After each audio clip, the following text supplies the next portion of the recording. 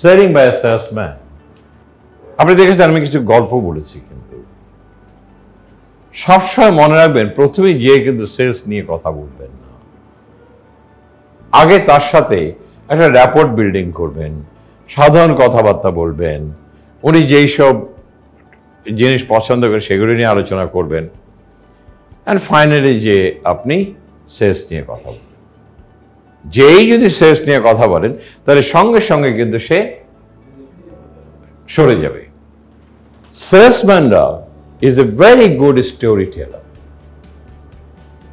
সেলসম্যানরা সর্বদাই মাথায় রাখতে হবে যে আপনি চমৎকার গল্প বলার একজন মানুষ। স্যার, হ্যাঁ স্যার, আপনার কাছে আমি এসেছি, আমি একটু আগে কিন্তু আমার আরেকজন ক্লায়েন্টের কাছে এসেছিলাম। তাই নাকি? কে? স্যার আবুল হোসেন, উনির কাছে এসেছিলাম। তাই নাকি? আবুল হোসেনের কাছে? কেন?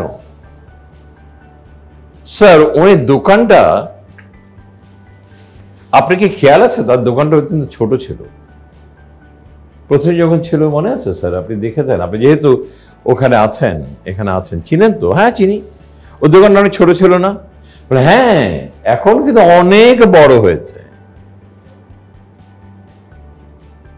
স্যার এখন যেমনি বড় হয়েছে সে কিন্তু অনেক সাবলীল হয়েছে, মানে বোঝাই যায়। স্যার জানেন, আমি প্রথম যখন এখানে এসেছিলাম তার ছোট্ট একটা দোকান এবং তার বাড়িতে গিয়েছিলাম, ছোট্ট একটা কুড়ে ঘর ছিল। আজকে 4 বছরে তার কুড়ে ঘর আর নাই, সেটা টিনের ঘর করেছে, টিউবওয়েল লাগিয়েছে, সুন্দর একটা বাথরুমও করেছে। শুধু এইটাই না স্যার, আবার গাজি ট্যাঙ্ক দিয়ে এখন ওটাতে পানিও উঠায় উপরে। হ্যাঁ, কিন্তু হলো কি করে?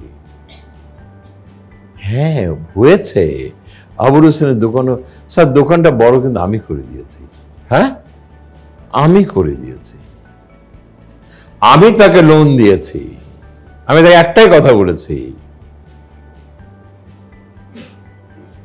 তখন লোকটা ভাট করে বলে বসলো, বাবার লোন নিব, লোন নিয়ে তো ইন্টারেস্ট খুব বেশি। আমি বললাম, স্যার আপনি যে কথাটা বললেন, ও আমাকে একই কথা বলেছিল। আমি শুধু বলেছি তুমি ভুলে যাও, তুমি কোনো ইন্টারেস্ট দিও না। সে বলো, মানে তুমি ইন্টারেস্ট দিও না, দোকানে যে প্রফিট হবে প্রফিট অর্ধেক দিয়ে দিও ব্যাংকে। পারবো না? বলে পারবো। স্যার ইন্টারেস্টের কথা শুনলে ওরা ভয় পায়। আসলে আমি তার থেকে কিন্তু ওই প্রফিটটাই বের করে নিয়েছি, ব্যাংকে জমা দিয়ে দিয়েছি, আর ওকে বলেছে যে জমা দিচ্ছ, আস্তে আস্তে তোমার ঋণ শোধ হয়ে যাবে। এবং স্যার প্রথম যে টাকা দিয়েছিলাম সেই ঋণও শোধ হয়ে গেছে, দ্বিতীয়বারও দিয়েছি। এখন দোকানটা কত বড় হয়ে গেছে।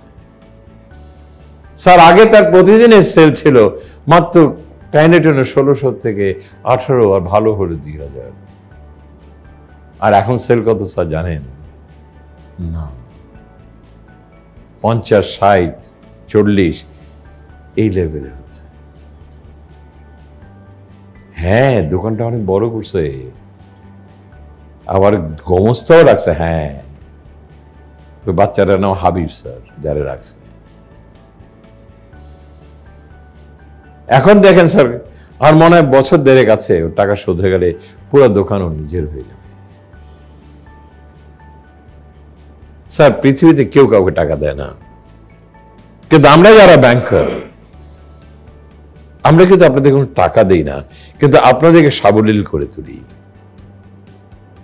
আপনাদের জীবনে উন্নতি করে দেই, আপনাদেরকে প্রতিষ্ঠিত করে দেই।